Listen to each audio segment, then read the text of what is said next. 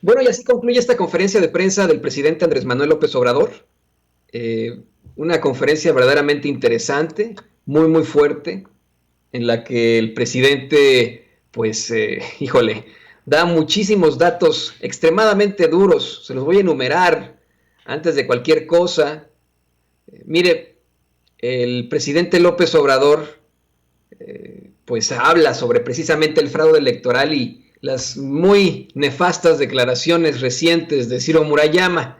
Mire, sobre el fraude electoral, especialmente el fraude cibernético, en el que algunas veces han sido cómplices los organismos electorales, bueno, eso dice Nuri Fernández de la Caracola, le plantea la reportera al presidente que México tiene una de las elecciones más caras del mundo, que el consejero presidente Lorenzo Córdoba gana 178,000 pesos mensuales. Y le preguntó si ha considerado una reforma electoral para que se acaben los fraudes y que la elección no cueste tanto en un país con tantas carencias. Ya sabe usted, y lo hemos visto en los últimos meses, cómo desde el Poder Ejecutivo se pueden hacer iniciativas para reformas a la ley o simplemente iniciativas de nuevas leyes. El presidente López Obrador, con una sonrisa en la boca, aseguró que tiene que dejar la investidura presidencial en un perchero imaginario para hablar sobre este tipo de temas, que no puede hacerlo en estos momentos electorales porque lo pueden multar y hasta arrestar, dice el presidente.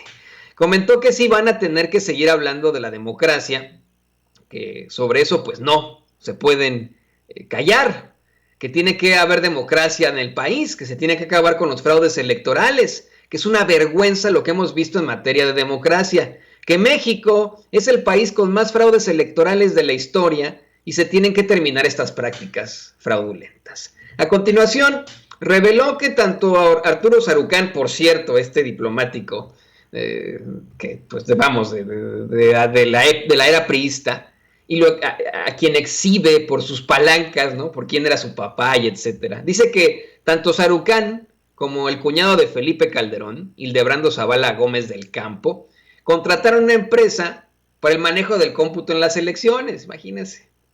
Aseguró que eso existía hasta hace poco y que quieren que se termine, que las autoridades electorales sean imparciales y que no estén del lado del Partido Conservador, como sucede actualmente, desgraciadamente, dice López Obrador. Dice, es que estoy sorprendido y anonadado. Los que están, vamos, en ese Instituto Nacional Electoral, pues sí, en efecto, están del lado conservador, no todos, se refiere al consejero presidente Lorenzo Córdoba, a su segundo de a bordo Ciro Murayama, porque son los abajo firmantes. Dice, pero lo interesante de todo esto es que ya son 2,200 los, entre comillas, intelectuales de Krause y de Aguilar Camín. Pregunta, ¿de dónde salieron tantos?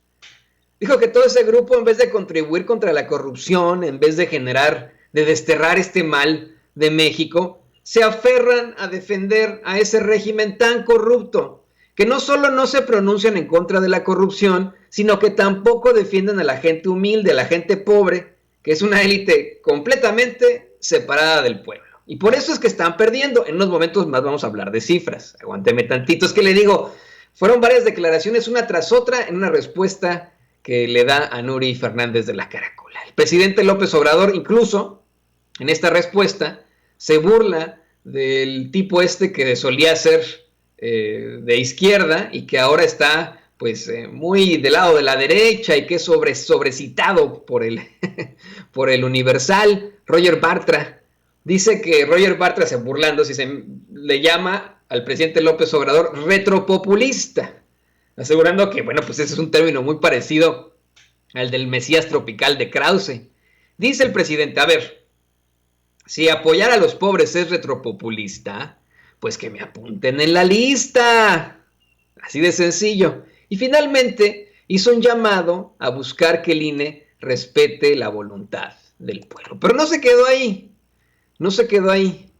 Más adelante, en la conferencia de prensa mañanera, Marco Olvera le pregunta a López Obrador que en caso de que la Suprema Corte no avale a estos 2 años de extensión del ministro presidente Arturo Saldívar, pues si se convertirían en cómplices de la corrupción. El presidente le dijo que sí, que consciente o inconscientemente, porque el coraje que les produce la transformación del país, con ese coraje que es que les produce la transformación del país, apoyan a un régimen de corrupción, porque en ese caso lo que se aprobó fueron leyes para reformar al poder judicial. Y finalmente, en una declaración verdaderamente fuerte, no sé si don David me puede echar la mano buscando esa foto. Es una foto en la que salen los hermanos Flores Magón afuera del periódico en el que escribían, desde el que reportaban, hace ya más de 100 años, llamado El Hijo del Aguizote. Una foto en la que despliegan una manta. La manta dice la Constitución ha muerto. El presidente da a conocer este trasfondo, ¿no? Cuando hace más de 100 años, ahí sí, se consigue reformar la Constitución de México para que Porfirio Díaz se pueda reelegir. Desde el balcón del periódico El Aguizote, que era uno de los únicos que cuestionaban al gobierno de Porfirio Díaz y que después se tuvieron que ir exiliados todos porque vaya que estuvo gruesa la persecución, los hermanos Flores Magón sacaron una manta, una bandera que decía la Constitución ha muerto. Y esta es una imagen icónica de la Revolución Mexicana. Esto es antes de la Revolución Mexicana, pero es icónica esta imagen debido a pues la resistencia de muchos periodistas que tenían completamente la finalidad de buscar un México mejor y un mundo mejor. Le digo, al fin y al cabo, Ricardo Flores Magón termina acá en los Estados Unidos, de hecho acá en el medio oeste de los Estados Unidos.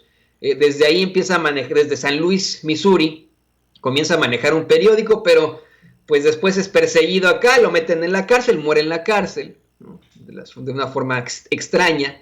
Y bueno, esa es la realidad de los que se oponían, por ejemplo, a un régimen como el de Porfirio Díaz.